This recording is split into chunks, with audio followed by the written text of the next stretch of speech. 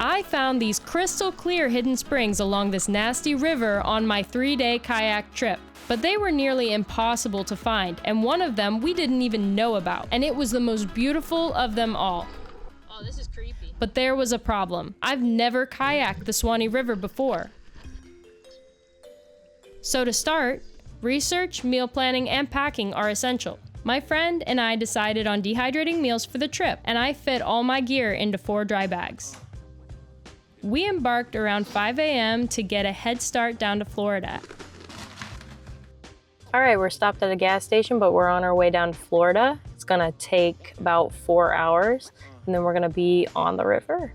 The drive honestly took no time at all. Once at the drop-off point, we unloaded and cooked burgers for lunch within 20 minutes, which was honestly super impressive, and we patted ourselves on the back for that feat. After that, she took off to drop off her car down the road. So we're about to start off right now. Just left with her car. This is our ramp right over here. We're gonna take all of our stuff. Everything's good to go. We just hope that someone comes and picks her up and brings her back. So it's gonna be about 40 minutes.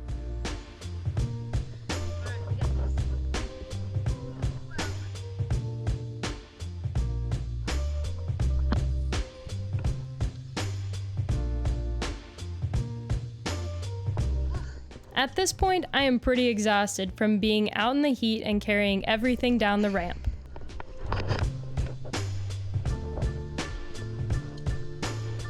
Once we are on the river though, that feeling washes away. And then we paddle on to find our first spring.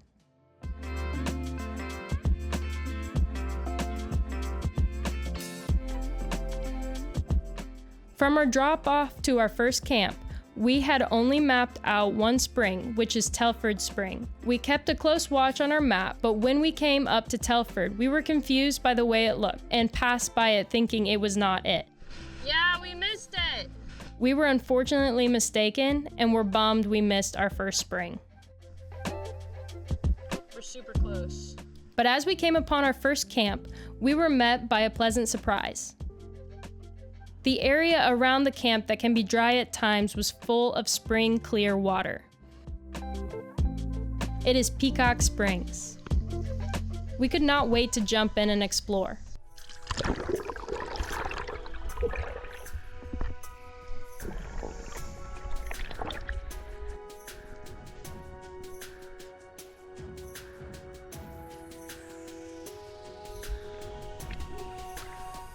It did not disappoint.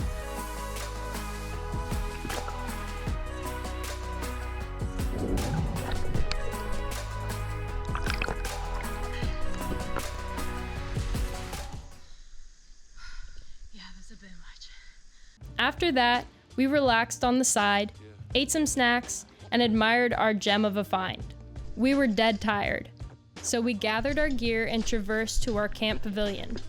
We were a bit concerned at first when we met our campsite attendant that we did something wrong, but we quickly made friends with her. So much so that she surprised us by saying she would take us up the road to a surprise spring we could not get to from the river. Thank you so much for taking us over here. As we drove with her for a few miles, we talked about the spring called West Giles Peacock Springs, where we were headed. And we also saw some prize bulls along the way. Gosh, hello. Hi. We walked along this idyllic boardwalk and then gazed out over this giant spring. We were in awe and could not wait to get in.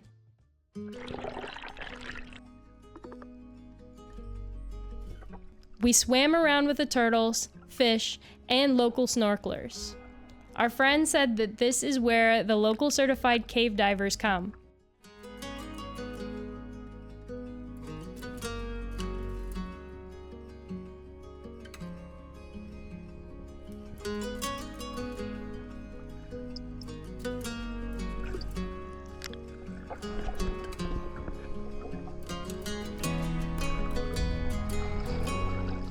And then we went and checked out the next spring in the area.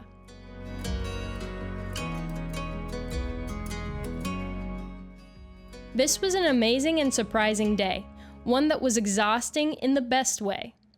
We drove back to camp and made dinner, and talked about our adventures so far. Justin. and then we went to sleep.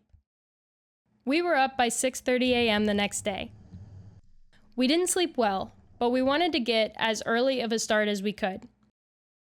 We ate a quick breakfast, packed up our kayaks, and let the river start to sweep us away.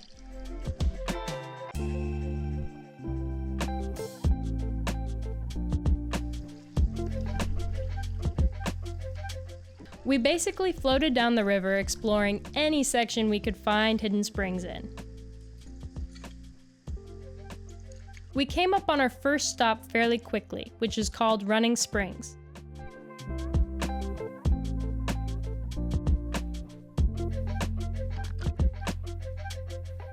And this is where we made coffee, ate some snacks, and explored the water. We only stayed here for about an hour, but it was beautiful and peaceful, teeming with life and energy. We honestly could have stayed here the whole day and been very happy.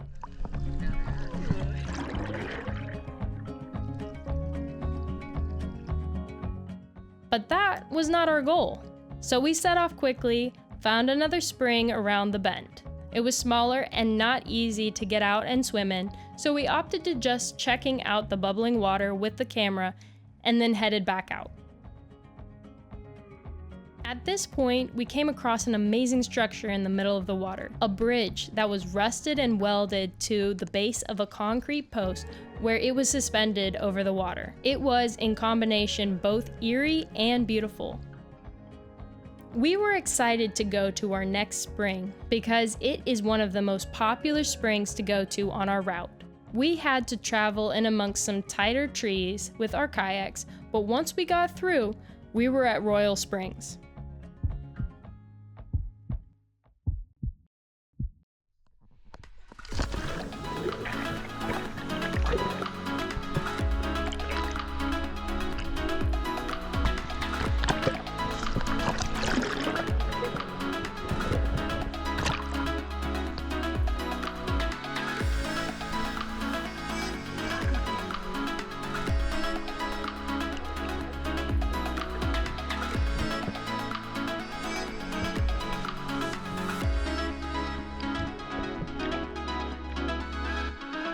We snorkeled a bit more, but then we realized we wanted to escape the crowd, so we headed back out to find more springs.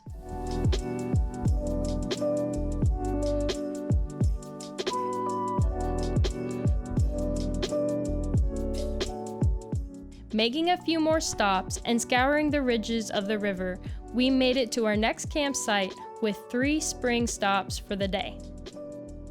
We gathered our gear, brought our kayaks up the steps where we felt they would be safe, and then we drug all of our gear to our reserved pavilion. We were exhausted, so we did not hesitate to make food and get everything set up.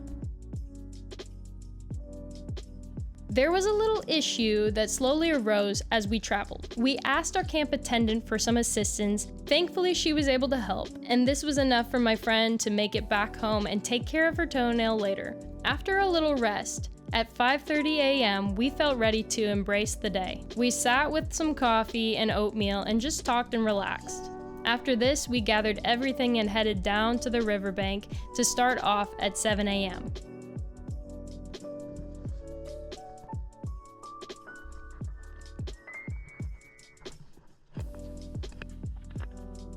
I was honestly super proud of us for getting up early and starting out, because just look at the beautiful sunrise we got to kayak under. One last spring was on our list because Troy Springs was browned out completely. We set out to see if Little Spring would be clear for us. At first, we saw brown ebbing into the spring and we were bummed. But as we traveled closer, we saw that parts of it closer to the shore were still clear. And I ended up getting some surprising footage of turtles and fish just randomly plopping the camera in the water. The moment I dove in though, they seemed to know and they all swam away. That was okay though, because I was just excited to be there.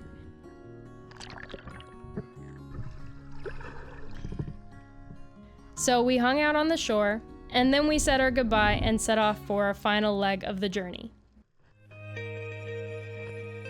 We saw a lone stranded paddle boat, and then after a few miles, we came upon our exit boat ramp. It was bittersweet passing under the bridge, knowing that we had completed our journey. There were so many springs we explored, and lots of surprises. This is where we packed up our stuff, racked the kayaks, and then took off to get some celebratory pizza and wings. What I took from this trip is explore any possibility you want to, and don't regret the journey. Cheesy, I know. I'll be exploring more soon, so I'll see you in the next one.